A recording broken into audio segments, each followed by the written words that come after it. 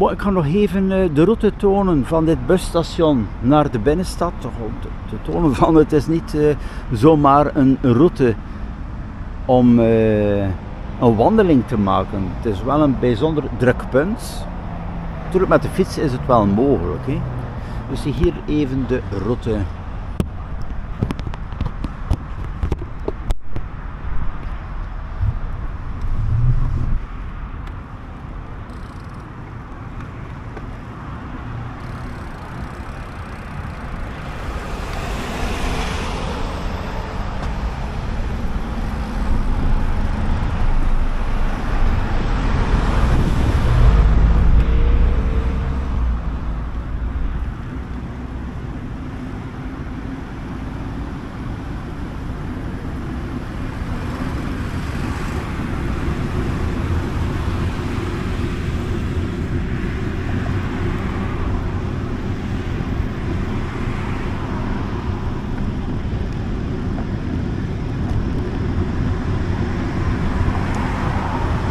Dus er is 1 bus per uur voor een volledige zone, dus met de dorpen dan voor Hulst. 55.000 inwoners hier. Hulst ga je spreken ook van meer dan 25.000. Als die bus uitvalt, moet je wachten op de volgende. Ben je dan een extra uur kwijt, hè?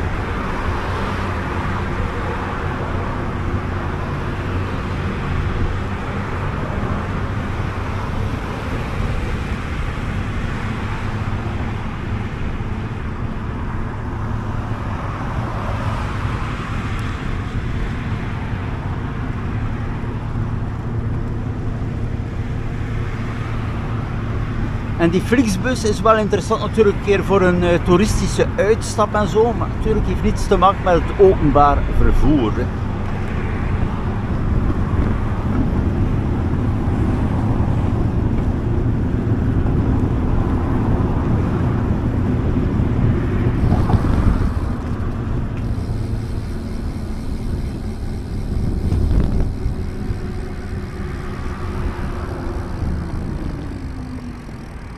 Hier nog even stoppen.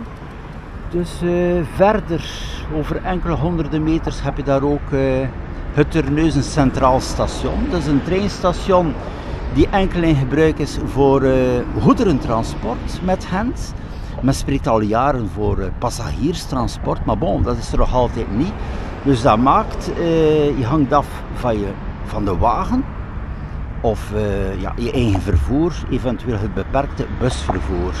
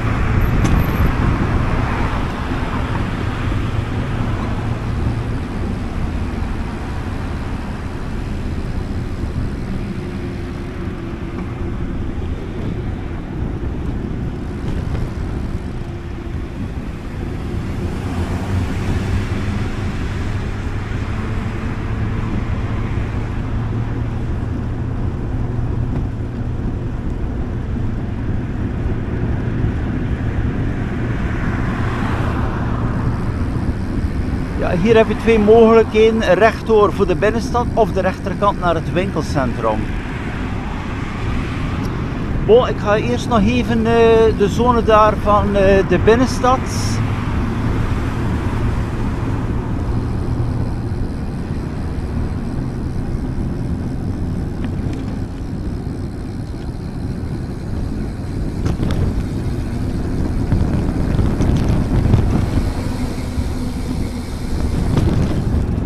Kom ik hier aan de stadsbibliotheek uit. In de tijd had je ook wat klachten van mensen dus die verteld hebben van we kunnen hier niet komen, we hebben geen busvervoer voor bepaalde doelgroepen. Dus ook hier zou het logisch zijn dat er deelfietsen staan, steps, maar bon, het is al jaren en jaren en het verandert niets.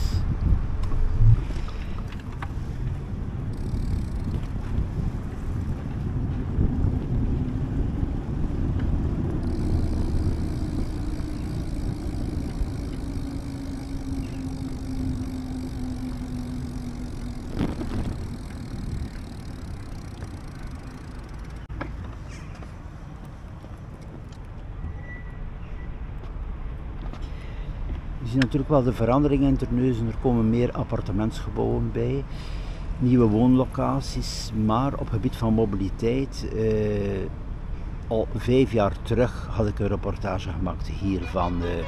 Komt er eindelijk verandering, maar opnieuw 5 jaar verder is er niets veranderd. Het is hier hetzelfde verhaal, terwijl dat ik toch over de grens in Vlaanderen steeds meer wijzigingen zie. Fietssnelwegen, de deelfietsen, oplaadpunten voor fietsen, die deelsteps die overal in het straatbeeld staan. Hier zijn de steps toegelaten sinds vandaag 1 juli, deelsteps, maar bon, er is geen initiatief van geen enkele zaak dat er hier iets verandert.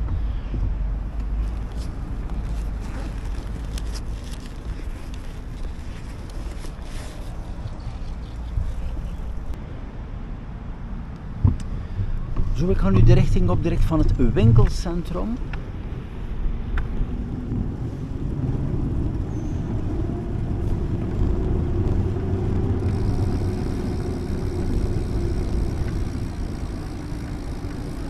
Ik kan dat doen terug via deze route even.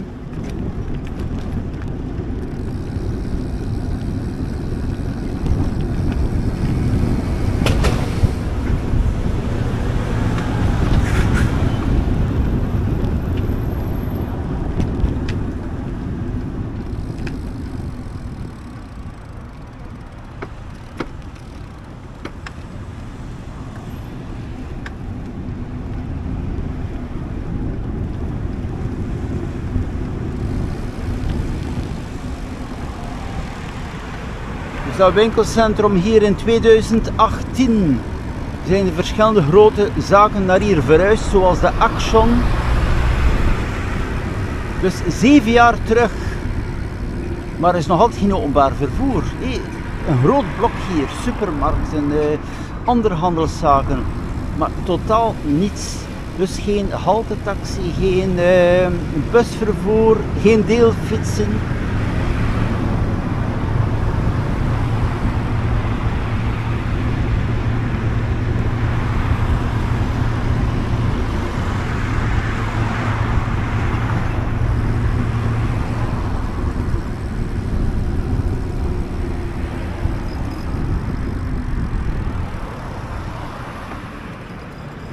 Natuurlijk de doelgroep die enkel afhangt van openbare vervoer of die woont in die buitenzones, behoort hier aan de linkerkant over 200, 300 meter beginnende buitenzones, woonwijken heb je daar ook. Ik zeg, iedereen moet te voet komen naar hier, dat is wel iets dichter, maar je moet ook nog met je goederen terug naar huis. Hè. Er is totaal geen enkele vervoersopties.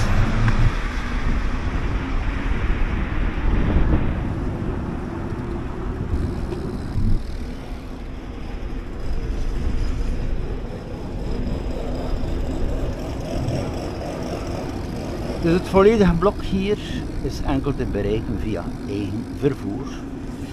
Gedurende 7 jaar niets veranderd.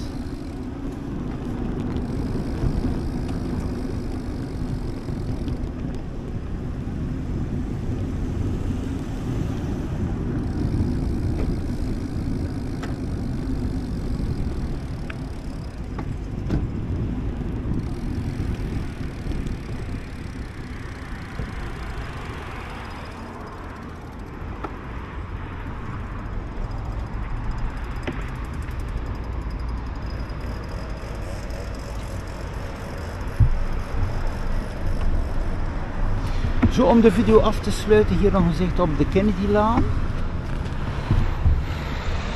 Je ziet natuurlijk wel af en toe een keer een bus die hier voorbij rijdt, maar dat is zonder bediening. Hier is er namelijk geen bushalte en de dichtstbijzijnde halte is aan het stadhuis. Dus daar aan het stadhuis een volledig stuk verder.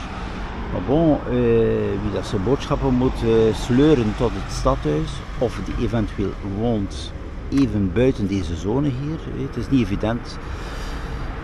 En natuurlijk opnieuw deelfietsen, deelsteps, onbekend hier in Zeeuws-Vlaanderen. Het is echt ongelooflijk. Zo, beste mensen, einde nog van deze reportage betreffende de mobiliteit, het busstation en deze zone hier in Terneuzen. Tot de volgende.